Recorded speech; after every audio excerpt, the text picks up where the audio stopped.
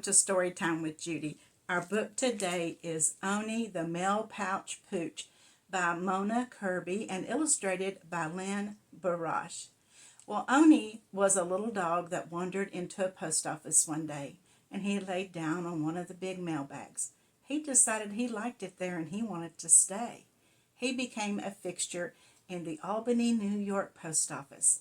But Owney liked to travel.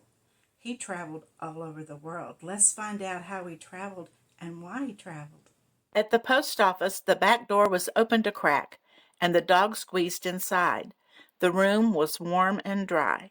He came to a pile of canvas bags. He sniffed around until he found just the right spot, where he circled twice, curled up, and went to sleep.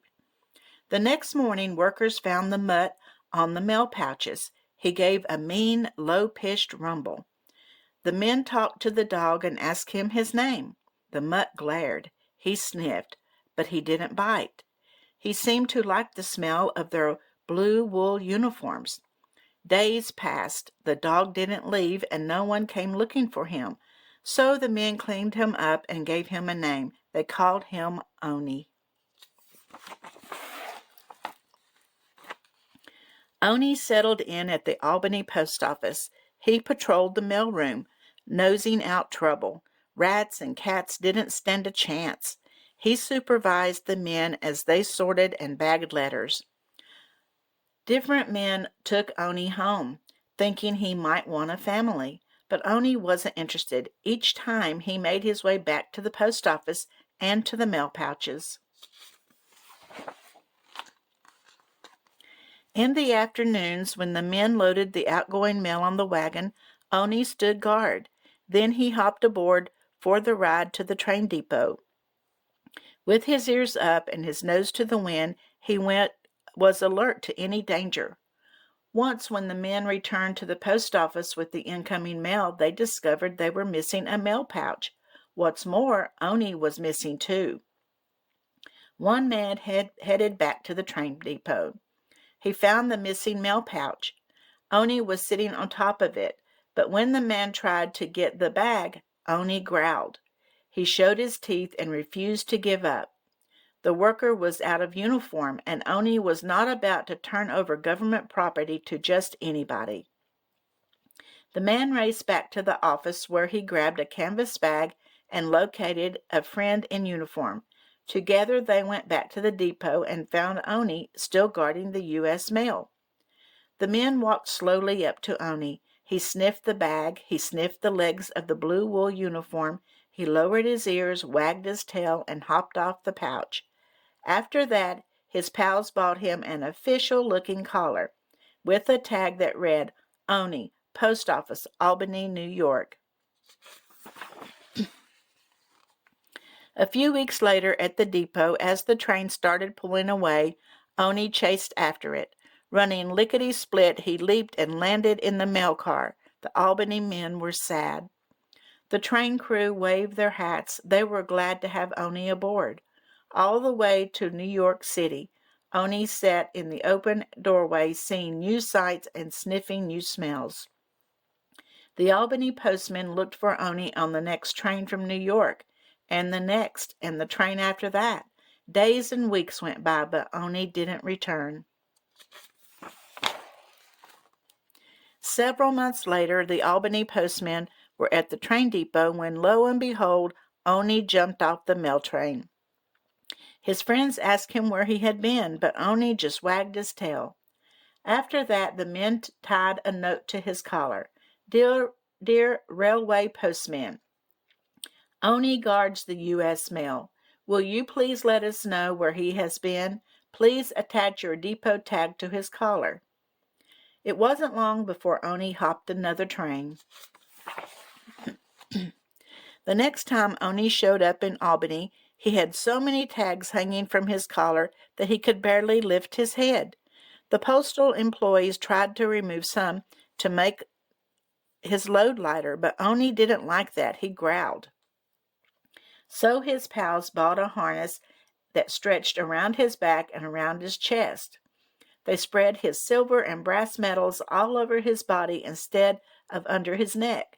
This made it easier for Onie to walk. He liked it fine. Onie took off again, crisscrossing the country on the mail trains. He visited New York City, Brooklyn, Boston, and Augusta, Maine. He saw Cleveland, Cincinnati, and Fort Wayne. He traveled to Chicago, St. Paul, Duluth, the Dakota Territory, Seattle, San Francisco, and Los Angeles. In Texas, he inspected Fort Worth, Waco, San Antonio, Houston, and Galveston. He hopped a train to Denver, Kansas City, Omaha, Memphis, New Orleans, Key West, Washington, D.C., and Baltimore, and Onie stopped at all the small towns in between.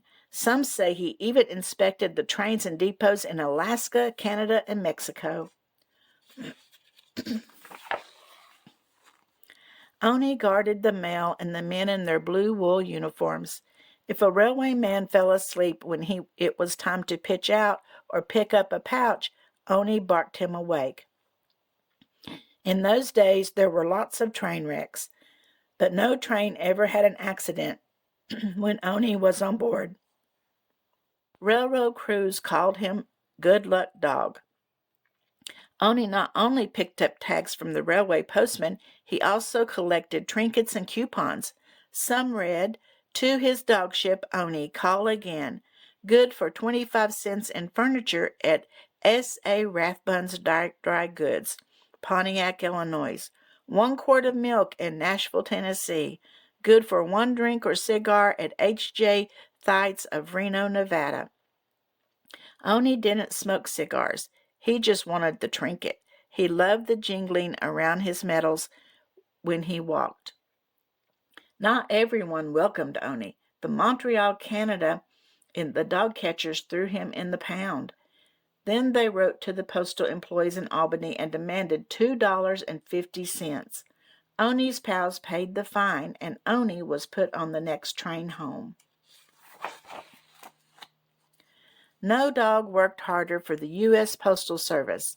In 1892, Onie greeted the Republicans at their convention in Buffalo, New York. In 1893, he met with the Iowa bankers in Council Bluffs, Iowa. In 1895, he welcomed the chicken farmers at the Tacoma, Washington Poultry Association. But Onie was beginning to slow down. He was at least 8 years old, which is old for a dog, especially one that has spent a lifetime jumping on and off trains.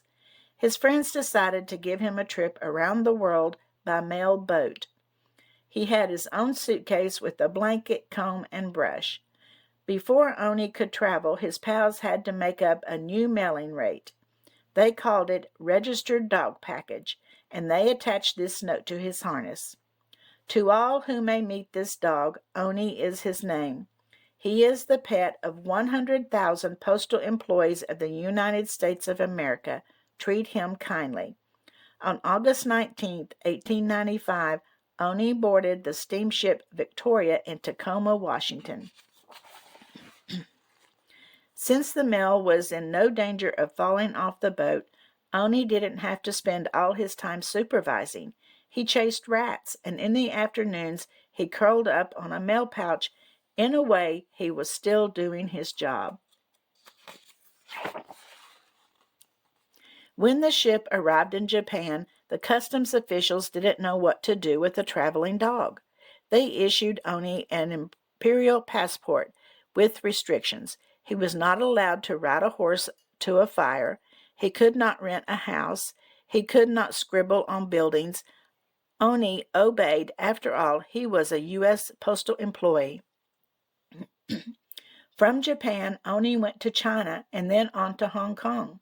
While his shipboard pals rode in rickshaws, Onie followed behind, keeping an eye on everything. He sailed up the Suez Canal, but he didn't get to stay long enough in Egypt to see the pyramids. He sailed into the harbor of Algiers on the Mediterranean Sea and then to Sao Miguel in the Azores Islands in the Atlantic Ocean. And finally, he arrived in New York City. Onie finished his world trip in his favorite way, by train. On December 29th, 1895, he arrived back in Tacoma, Washington. His trip lasted 132 days. He wore 200 new trinkets, tags, and ribbons. He had gained 6 pounds. In 1896, at the San Francisco Dog Show, surrounded by fancy-looking dogs and their fancy-dressed owners, 2 postal workers stood at attention. One wore a blue wool uniform, the other his natural fur.